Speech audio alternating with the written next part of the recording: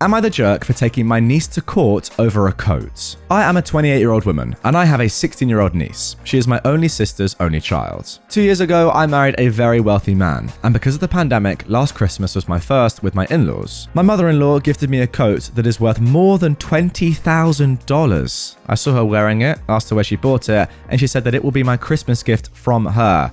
What a Christmas gift. I didn't know how much it was. I knew it was expensive, but I thought maybe $3,000 at the most. I was visiting my sister last January when my niece saw it. She googled the brand and showed me how much it really was. I won't lie, I didn't wear it after that because I was afraid of ruining it. Last week, I wore it while visiting my sister. While I was putting it back on to leave, I felt something go splat on my back. Then my niece started cackling and the smell of paint hit me. I was so angry, while she was not apologetic at all. Her mum screamed at her and said she was grounded. Then she said she will pay for the dry cleaning. While I was in my car, still in shock by the way, I got an alert that my niece posted a reel. It was of her doing a prank on me, and she said, I'm gonna hit my aunt's $20,000 coat with a paint-filled balloon to see how she reacts. I saved it on my phone, sent it to her mum, and told her that a week's grounding is not enough. She didn't reply, but I saw that my niece took it down. It got less than 5 views by then. The next day, I found out my coat cannot be saved, so I called my sister and told her that her daughter has to pay it back. Well, we got into an argument, and she said that they will not be paying it, and if I wanted a new one, I should get my husband to buy one for me. I think that they should pay for it. They can afford to. IMO, they should sell my niece's car and pay me back my money.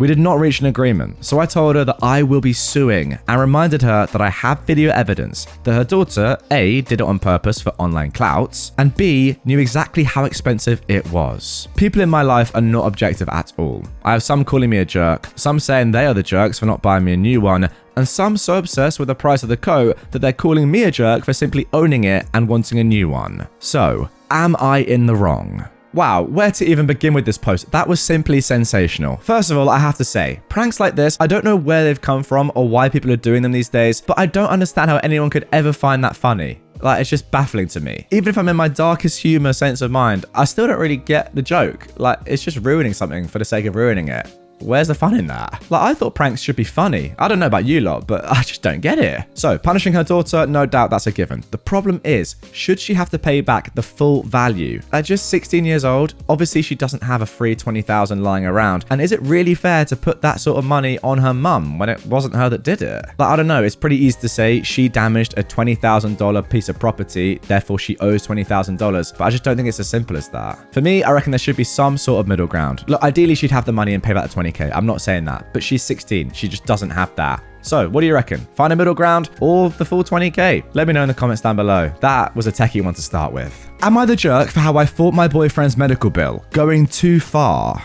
My boyfriend had to go to the ER after an accident, and he got a truly ridiculous bill back. I offered to fight the bill for him because I've done it before, and he said, sure. I went all out because honestly, if we were out $5,000 after insurance, that would screw up our holiday plans pretty bad. So I had him call the hospital and authorize me to handle his bill and access his medical records. Got an itemized bill and compared the prices for each code to the fair prices. Called billing to dispute the bill, but was told that billing only collects bills. I'd need to contact admin to dispute. Bounced around a call center for hours trying to get someone who was actually qualified for bill disputes, getting nowhere. Google and LinkedIn search for the hospital board of directors and upper management. Got 30 emails of the most influential people at the hospital, plus the hospital's investors. Every day I'd send a few emails, working my way up the chain and writing an increasingly long email describing how they billed my client at 7 times over the fair price for services rendered, and how their billing department, customer service department, and the growing list of management I'd emailed had failed to address the issue.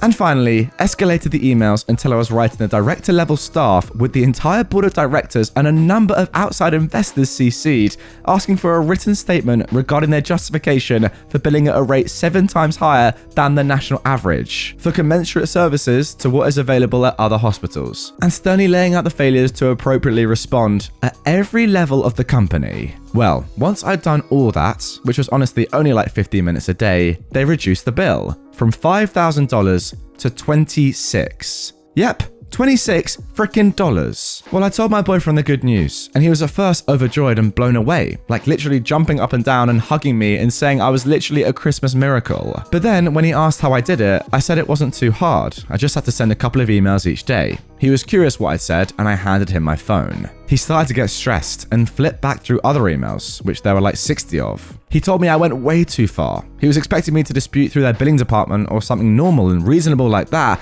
not internet stalk every single manager and board member and investor and harass them into dropping the bill. I was frustrated because I just saved us $5,000, actually made it possible for us to afford a nice Christmas and save some money, and he was mad at me because I'd been a bit of a hard ass. I was furious, and he was also mad at me, saying he authorized me to dispute a bill, not basically threaten and harass a whole dang hospital for weeks. So the question is, am I the jerk for how I got my boyfriend's medical bills dropped? Honestly, I'm really failing to see the issue that your boyfriend has here. By legal means, you've saved yourself $5,000. Well, 4,974 to be precise. But still, that's a lot of money. I would understand if he was annoyed if you'd done it in illegal means or you'd gone way too far immorally, but this is completely fine. If anything, he should be celebrating how much effort and work you put in to save your guys so much money and ultimately save Christmas. What is wrong with him? All that to say, no, you're obviously not the jerk. Let's carry on. Am I the jerk for banishing my teenage daughter's friend from our house because she made fun of my weight? I have 2 kids with my husband, a 14-year-old daughter and a 10-year-old son. Our daughter has always been a little socially awkward, to the point that we've had her tested since we suspected her of being on the spectrum. Turns out she isn't on the spectrum, she's just a natural introvert. However, this year in school, we were thrilled when our daughter made a new friend her age, since that is an area in which she struggles. Long story short, she recently invited her new friend over, with our approval, to have dinner at our house and then spend the night. So, my daughter's friend came over. My husband is usually the cook in the family, and this night was no exception. He made us all a really nice meal. During the course of said meal, I asked my daughter's friend, "Are you enjoying the food?" She responded, "Yes, your husband is a great cook. No wonder you've ended up a bigger woman." The room got quiet for several moments. My husband tried to laugh it off and change the subject, but I wasn't having it. The girl had just leveled a completely uncalled for insult at me. My daughter's friend seemed to realize that she'd messed up, but she didn't say anything else. We finished an awkward dinner in mostly silence, and my daughter's friend did stay the night. This was a couple of months ago. Recently, my daughter asked if she could have that friend back over, and I told her, sure, if she's going to apologize to me. When our daughter asked what I meant, I reminded her of what she'd said. My daughter responded that it was over and she didn't want to bring it up again. She then went to her father and asked. He said sure, but she then told him what I'd said. He came to me and said, "Look, her friend just felt awkward and tried to make a joke. It didn't land. For the sake of our daughter, can't you just let it go?" Now, yes, I could, but the thing is, I just want an apology from the girl. I need to see that she understands how rude she was before I can get on board with her and my daughter hanging out. My husband says that I'm being weird for insisting on an apology from a 14-year-old, especially since that girl is such a good friend of our daughter. But I think it's weird that I'm still waiting for an apology from that same girl. Seriously, that's all I need. I just need to know that any friend of my daughter is willing to own up to her screw-ups. Alright, my answer is kind of twofold here. On the one hand, I understand why you'd be annoyed at this comment. It's completely fair, someone kind of making a joke about your weight. I get it, it's not ideal. However, then for you to hold a grudge on a 14-year-old girl for a number of months, that is a bit psycho. Get over it, and get over yourself. Your husband's right, it was a joke that didn't land, that's it. Come on, if you're gonna get that annoyed over one joke at your expense that didn't land, then what's the point of even being here? You know, like, come on, it's not that deep. Relax. And then you get to the point where you're limiting your daughter from a friend that she's genuinely made, even though you know how hard it is for her to make friends. That is too far. Like, at that point, you're putting your own pettiness above your daughter's friendship. I'm not sure I can get on board with that. Now, before we get into our next story, I have a very special announcement for you. After an insane amount of demand from you guys, I'm delighted to say that I've released some limited edition Not Today Karen merch. Picture this, you're out and about in the streets and a wild Karen appears and starts confronting you. What do? Well, normally you have to talk to a witch like this. However, get one of these t-shirts or hoodies on and all you have to do is simply point to it, laugh, and walk away. How easy is that? The link is down in the description if you like what you see. Go ahead, check the stuff out. I think they'd make a great Christmas present or even just a little gift for yourself. As always, it's official stuff from the very best supplier, so the quality is unmatched and it's one of the best ways to support me and the channel. With that being said, let's carry on. Am I the jerk for leaving a fake positive pregnancy test in the bedroom to catch my husband's mum snooping? My mother-in-law moved in with us a month ago. I began to notice my stuff in the bedroom being touched, furniture rearranged, stuff moved, etc.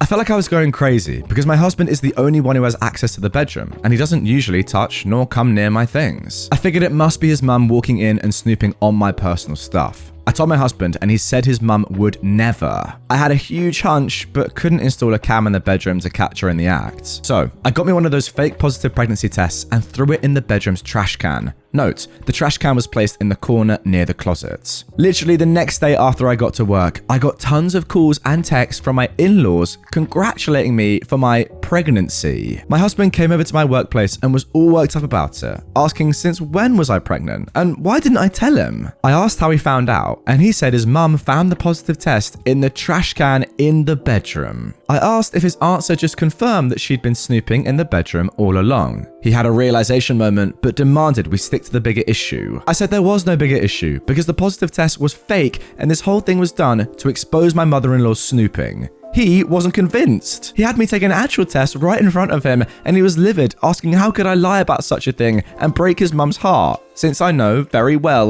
that she longs for kids. I got a lot of stick because of this, from him, his mum, and family, now calling me a liar and a manipulator. So, am I the jerk? Now look, you could argue it's a little bit unfortunate that you went this far and play with people's emotions this much. I mean, I feel for your husband, right? On the one hand, he goes from thinking that all of a sudden he's going to be a dad, then to have that ripped away. That's obviously not the nicest thing. However, you did get your point across, right? You clearly caught your mum snooping. And ultimately, given that nobody believed you, especially not your husband, you had to make that happen. I do wonder if there was a way though that you could have gone through with this without your husband getting hurt so much. Did it have to be a fake pregnancy test? Yes, it worked fantastically and you got your point across. Fair enough. But I do feel bad for your husband nonetheless. I mean, then again, you could argue that he should have just listened to you in the first place and sided with you over his mum, or at least understood where you were coming from. I don't know, maybe he deserved it. Let me know in the comments. Am I the jerk for telling my wife the cat is still her responsibility even if she's pregnant? My wife and I are expecting our first baby. 3 years ago, my wife decided she desperately wanted a cat. Now, I hate cats and all animals in the house, really, so I was against it. But she wouldn't stop talking about it. So finally, we made a deal that she could get a cat, but it was her responsibility. I'd have nothing to do with it, and she agreed. She stuck to her word, and I stuck to mine. I mostly ignored the cat. Now she's pregnant and asked me if I can scoop the litter until she gives birth because of toxoplasmosis. But I looked it up, and as long as she wears gloves and washes her hands, she should be good. So I told her, absolutely not. She wasn't happy, but I reminded her of our agreement when we got the cat. I told her it was her responsibility, and if she didn't want to take care of it anymore with the new baby coming, we can get rid of it and find it a new home. She said no and has been scooping the litter. Her sister was over and saw her doing this and flipped out at me, telling me how dangerous it is. But of course her sister is going to be on her side and overreact. I never wanted the cat, so I don't see how I'm wrong. I mean, in my opinion, it doesn't even matter about toxoplasmosis. Doesn't matter if it's the most dangerous thing in the world. The fact of the matter is, you're just being a jerk because you're not helping a pregnant wife. Simple as that. I don't care what agreements you've got. It's not that hard to help your pregnant wife for a couple of months before she gives birth to your baby to scoop up some cat litter. Come on. And also, you just know that roles reverse, this sort of thing does happen in your house. I don't know what it could be with. Could be the washing, could be the cooking, could be anything. Cleaning, I don't know. Could be anything. I guarantee that there are some things that you don't do that your wife does for you that she doesn't like doing. Yet you, because you have this one principle that happened a long time ago, you can't be bothered or you can't help your wife in this one situation. You're a disgrace, my friend. Am I the jerk for calling my husband unreasonable for cancelling the holiday trip just because me and the kids couldn't help him in an emergency? My husband and I have been together for 4 years. I have 2 kids, a 17-year-old boy and a 19-year-old girl, and their half-brother is 3 years old. This past week, my husband had an emergency. Dad had a medical emergency and wanted someone to watch our son. He asked my older son, and he refused because he was going out with friends. He also asked my daughter, but she locked herself in her room to study. I was at the restaurant with my brother, meeting his girlfriend for the first time. My husband ended up taking our son with him to the hospital, and his mum watched him from there. He came home and was lashing out at everybody, calling us selfish and unfeeling. I tried to explain that the kids were busy, but he told me to get the F out with that bull because my older son could have skipped the hangout and watched his brother. And my daughter could have watched her brother while studying instead of locking herself in her room. He scolded me as well, but I told him I couldn't leave lunch with my brother since he was visiting town and this was my only chance to meet his girlfriend. He yelled some more, then told us that he was cancelling the family holiday trip for Christmas this year. The 2 older kids were upset and said it was unfair. I called him unreasonable to cancel the trip and punish the kids, and possibly me, like that. He refused to discuss it later. Now me and the kids aren't speaking to him and he's saying good riddance. No, your husband is absolutely in the right. If you guys can't prioritize him and his dad when his dad's having a medical emergency, for literally no reasons, by the way, like what are you even doing? Meeting your brother's girlfriend, I don't care. Studying in your room, who cares? Hanging out with mates, what? Do that literally any other time? Then no, you don't deserve to go on this family trip. I'm sorry, you just don't. Like honestly, at least have a good excuse. Your husband's dad is in a medical emergency and you're going to lunch. What? Are you mad? I mean, to be fair, I think we should probably just retitle the post. Instead of what it is, it should be, my husband cancelled our trip because me and my children are all very unreasonable. Simple as that. Am I the jerk for calling out my stepfamily's dirty laundry at Thanksgiving after they criticised me for being unmarried? I'm still getting trash for this from my family, so it's possible I may be a bit of a jerk here. I am a 29-year-old woman. The players are my mum, stepdad, and 4 step-siblings, and their families. I'm the black sheep in that I'm the only one not married with kids, but that's by my preference. I love living alone. I don't want kids, and having a partner just isn't that important to me. My family has been asking me when I'm going to get a boyfriend and settle down since I was 19, and the answer has always been, ooh, never. I was going to skip Thanksgiving, but my mum insisted that she wanted everyone home this year if possible, so I went. It was the usual drill, but my youngest stepbrother and his wife are having another kid, so that was the big announcement. This was fine until around the end of dinner. One of my stepsisters-in-law asked if I'm not anxious to have kids since I'm almost 30 and time is running out. I laughed and said, nah, I'm good. That led to one of the stepbrothers saying that every family needs an old maiden aunt and some other comments I didn't appreciate. I said let's move on, but my mum said, we're just worried about you. Now this is where I'm possibly in the wrong. I know all the family dirt, so I said, well, I'm the only person at this table that's not an alcoholic, a cheater, or constantly broke as frick because I have more kids than I can afford, so I'm not the one to worry about. And that's how I brought Thanksgiving to a dead halt, and no one said a thing for the rest of dinner, but my texts are radioactive still. I feel like it was probably riding the line, and my mum says this has caused a lot of problems among the siblings. But also, they kind of started it. And there we go, another classic example of you're more than willing to give it, but you can't take it. And to be honest, that's on you. If you're going to say to someone, you need to be worried, are you not anxious, your life's going nowhere, etc., you need to get a move on, then when someone says stuff back to you about how they feel about your life that is negative, you got to take it. Simple as that. And if you can't take it, then yeah, you're the jerk. You know that meme? F around and find out? That's what they did. And they didn't like it. And that's on them. Am I the jerk for grounding my 16-year-old son for a month after he called his stepdad a slur? I'm a 43-year-old man and my son is 16. I'm divorced, I have been for a few years now, and my ex remarried recently. Her new husband, Jonathan, is black, we're white. He and my ex are now expecting a baby together. He also has 2 teenage boys himself. My ex and I share custody, but our son spends most of his time at my place because he has more room and privacy here. Last weekend he was at his mum's, and on Sunday he called me all upset saying to come and pick him up. I rushed over there and found out that he got into a fight with Jonathan over some chores, and Jonathan locked him out of Wi-Fi and banned him from video games until he does his chores, which is how my ex and I also discipline him. And Jonathan has our permission to do the same if my son acts out. He can use the same methods he uses with his sons. More long-term / serious punishments are of course decided between my ex and I, but no video games today type of thing is totally fine for Jonathan to do. My ex and Jonathan then told me that my son got all upset over this punishment and told Jonathan to F off. Jonathan then told him to stop talking like that, to which my son replied, you and your sons ruined my life, so you don't get to tell me what to do. I won't take orders from an N anyway. I asked my son if this is all true. He said yes. He actually called him the N-word because, well, isn't it true? I lost it and told my son he's grounded for the whole month of December. My ex agreed. He's obviously annoyed and angry because he had tons of plans with his friends. He said that I'm overreacting to one word and I'm being unfair. My brother and mum agree with my son and is saying that the punishment doesn't fit the crime. So, am I the jerk?